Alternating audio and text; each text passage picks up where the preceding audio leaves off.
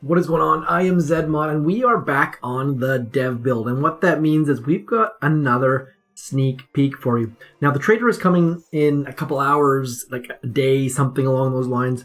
And what she's going to bring are these babies right here. They're called Mortar Tanks, and I am so excited about them that I've turned off my face cam to give all the real estate in this video to the Mortar Tanks. Now, how they're going to get them is the exact same as the Lazortron.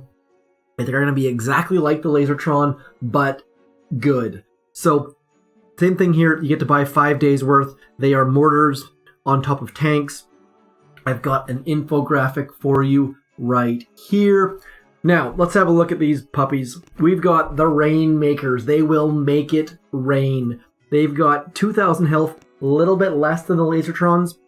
Unit size is 14. That's exactly the same as the Lazortrons. That means that Kevin Cavan's Level 4 second wind can bring these back, and you're gonna wanna bring them back. Believe me, please. Same gold cost. Training time is 0. They're talking about changing that. They might not. If they don't, it's gonna be absolutely bananas. You are going to want to use these for PvP, for NPCs, and even for some operations. I'll get to that later on. They are good though. Now, movement speed is slow. They're a little bit slower than the Lazortrons. They're the exact same speed as a tank. The range is listed as very long. They should have made a new category here called like epically long or ridiculously long or super long or very, very... Anyway, you get the idea. Adjectives, whatever. Damage per second doesn't seem like a lot, but it is a lot because it's shooting 5 at a time. Now, they might tweak it down to 4. They might add some different... time between shots. Regardless, they're trying to balance it because this thing is so op. It is overpowered, it is strong, and they are a lot of fun. So, now, talking about, let's get rid of that little thingy-majigger right there. And I said they've got a long range. How long is their range? Crazy. This is what it looks like. Now, shout out to Boom Beach Francophone. They had an image like this, but their 18 slot was at 16, which is incorrect. So I double-checked it all. This is the latest accurate information. Everything green the Mortar Tanks can shoot with no smokes, no shocks, no cryo bombs, just straight up no problem.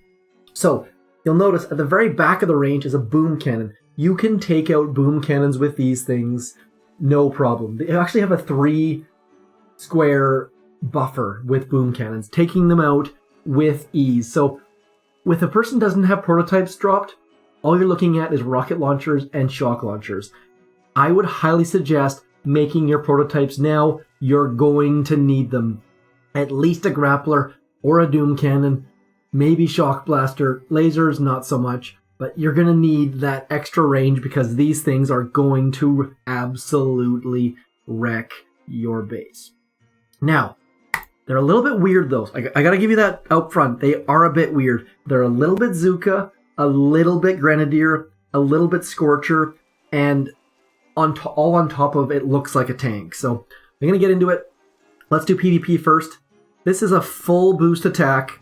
Let's do a pause against a 10 ice base with 7 boosted. We managed to take out with 0 losses. That's a 0. Donut, none, nada. With a 6-4 account against 10 ice with an SG3, with a Shock Blaster 3, and a Laser Beam 3. Now I had to do a little bit of trickery. Took me a couple tries. Let's speed this up to 4 times. Universal Remote, obviously rocket launchers are dangerous, especially with ice. Rocket launchers are dangerous. And then it's just Free Willy. Like, these things making it rain. Is that like a Seattle reference, maybe? Anyways, got a shock laser beams, but look how fast that laser beam goes down. They do a ton of damage, and you want to stay to one side. And the reason for that is because you only want to have to take out 1 shock launcher, obviously. Now, when I said that a little bit zooka, what I mean was they actually use zooka targeting. If you watch here, let's, I'm going to pause it, slow it down a little bit. As soon as this flare expires, they use zooka targeting in that they actually go for the most damage defense. Watch this. And they also use and they actually go for the closest. Like, it's a little bit, they look like they're grenadiers, but watch this. They actually retarget. So just like a scorcher, they retarget when the flare runs out, which is a little bit wonky, but they also target the closest damage defense. So you'll have them sitting right next to a shield generator, right next to a cell. I'll show you that later, and they will just straight up ignore them and go after the defenses. You'll have them at shore, and they'll be shooting like over top of the shock blast or over top of the sniper tower and hitting the cannon. Like, because they have the zooka targeting and they have crazy range, it's a bit insane. So obviously that one went down. I'll show you this against Malibu Barbie. This is I think 4 ice base, maybe 3 ice base. Just easy. Now, what I mean by they're a little bit grenadier is obviously, like grenadiers, they miss, but they miss by about half as much. Where grenadiers will miss, I think it's a radius of about 20, whereas these things will miss by a radius of about 10. Grenadiers will also do damage in the area where their grenades land, whereas these guys don't do nearly as much damage. Like, it's more of a mortar landing than an explosive landing. So I'll show you. This is an unboosted. The other two are boosted. This is an unboosted against a 7 ice base. And obviously, right now, rocket launcher is the only concern we have at the front of this base. So I'm just going to Everspark to remove it. Down goes the rocket launcher. And now, I mean, there's nothing to stop us at this point. The shock launchers will be a bit of a pain. Any of these bases that have 1, 2, or 3 rocket launchers behind the core, all we have to worry about at this point is the boom mines. Boom mines will obliterate your Rainmakers.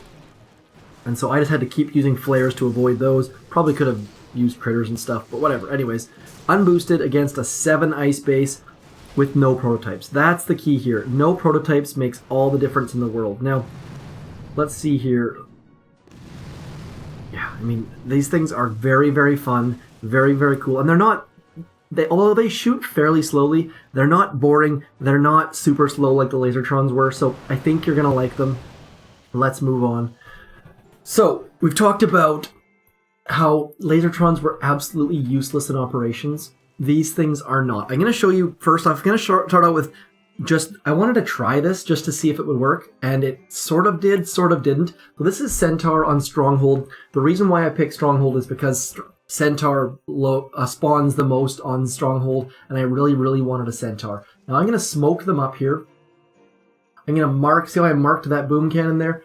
We're going to get up into this corner, and then just hope for the best. Now watch this. This is the part that I wanted to try. You see this little appendage or whatever you want to call it? They can actually shoot the core over that.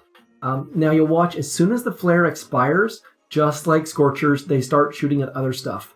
But they use the zooka targeting, and they start targeting the most damage. Now, watch those flamethrowers behind the core. If these were grenadiers, those flamethrowers would be long gone. But I have to keep flaring the core, keep them on the attention span of a goldfish, but those flamethrowers behind the core are not going anywhere. So I wanted to try that because it was pretty neat just to see them shooting over that gap there, or over that divide. So as you can see, they don't quite work as well as grenadiers as far as their splash damage, but they shoot like almost twice as far. They are crazy. It's not even close to twice as far, but you get the idea. Now, along those lines, one operation attack that I figured they'd be great for would be Fang. I figured, hey, let's give it a shot. Now, the reason why I thought they'd be good is because obviously they're going to outrange mortars, they're going to outrange sniper towers, and so all of those sniper towers that are usually on the left can be outranged. All of the shield generators should be no problem. So I just dropped them in here, let them do some work, and now look how clustered up they get. They will actually bunch right on top of one another, unlike tanks, and unlike zookas for that matter. They will bunch up super tight. Now watch this. If these were grenadiers, that shield generator, you use your shield generator, your grenadiers, you aim them at the shield generators, and it drops the 3 back ones before the front one. With the mortar tanks, that did not happen. Look at this. We've dropped 2 shield generators now, and we still have 2 left. That never happens with grenadiers. So I don't know if this is going to work for Fang or not, but I just want to show you that because they are part grenadier, but not totally grenadier. And so if grenadiers, if you would have fired on one of those shield generators, they would have stayed there. But because they use part scorcher, part zooka, they're going to stray, they're going to shoot the nearest defense, and it's going to be a bit wonky. Along the same lines, another map I thought it'd be kind of neat for was the Humble Pie Open. Now, I didn't want to load half zookas and take out the rocket launchers, so I just straight up flared them up close, marked the buildings that I wanted to go, and then let them go to town. You'll notice if those were grenadiers, they would have targeted the cells, but because they use zooka targeting, they actually ignore the cells. Now these do have friendly fire, but because they target so far away, it's not a problem whatsoever. Like, I didn't have any problems keeping them from shooting at one another as long as you kept something in range. Now right now, they're going to start going willy-nilly in about a second here. See how they start ignoring the shield generators? Grenadiers would never have done that. But because their range is so big, you got to be careful. And you got to flare them a whole bunch. So it takes a little bit of maintenance for sure. But look at this. Totally clearing the entire right side of Humble Pie. And if I would have used my GBE intelligently on those rocket launchers, who knows how far we could have gone. But then we just ran out of time anyway. So not a big concern whatsoever. Now, the final base that I was like, well, we got to try this on was Strategize. I'll show you a quick Strategize open. Again, no need for medics. As far as heroes go, I really like Everspark. I also like Kavan. Second Wind is fantastic. But I haven't tried with Brick. Brick might be good, but... Sorry, not Brick. Brick is terrible. Don't use Brick. But with Bullet, it might be good. Now, the reason for this attack is those boom cannons in the left corner would have totally wrecked Grenadiers, but these things are not Grenadiers by any stretch of the imagination. Now, watch this. They actually shoot way over to the right there and go for those flamethrowers, as opposed to what I was hoping they'd go for, which was the stuff on the left-hand side. Now, this comes down to realizing where their range is. Those cannons on the right-hand side, those machine guns on the right-hand side were pretty damaged, and they just kept going after them. So you've got to really be aware of what's in range and what's damaged. And then again, just crushing. Shield generator, the damage is pretty localized with these things. They don't miss by very much. I don't know if they've got better targets or they drink a little bit less whiskey than Grenadiers, but they don't miss all that much, which comes in very handy at times, and it's a little bit frustrating at times as well. So very easy. Strategize open. This took down Strategize the entire left side, got the shield generators, and opened up the whole path on the left. So that's all I've got. Crammed all this into about 12-13 minutes. I hope you had a fantastic Christmas, and really, I hope you're looking forward to having these things come in the trader. So however many hours it is from now, when the trader comes, check your buoy to see when that happens. Get these Rainmakers. I think you'll enjoy them. And please comment. Let me know what troops you're going to use them with. Whether you're going to use... I totally spaced on that. Check this out. I want to show you one more quick thing. Whew. Lazortrons cost 18 GBE to drop. That means that no one had enough GBE to drop them unboosted. These only cost 15. What that means is, if you have a 7 GBE 3 troop damage account, you will be able to drop all 8 boats. These are 24 GBE cheaper than Lazortrons. So they're more powerful and they're cheaper. So you're going to enjoy them. They're going to be fun if you're an offensive player. If you're a defensive player, you are going to absolutely hate these things. These things are going to be the bane of your existence because they are just so strong and so overpowered. Now, when I hate to throw the term overpowered around there all the time because people get all antsy and super stealth. They talk about being nerfed and stuff. I think this was designed to be overpowered. I think it's designed to be fun. Now, they don't have a lot of health, so if your prototypes are designed properly, you can block these things without problems. Just make sure you have prototypes, please. Even if you've never built them before, I would suggest building them now. Otherwise, it's going to be like tank medic to the 10th degree, or like super tank medic, and you're going to be hating life. So anyways, that's all I got. I think I covered all my points. If you have any questions or comments, please hit me up down below. I will answer everything I'm allowed to, and hopefully I haven't missed anything. It's right in the middle of the holidays here, so I'm trying to squeeze this in here. I hope this answers all the questions, gets some hype going, because I know Lazortrons were boring and no one used them essentially.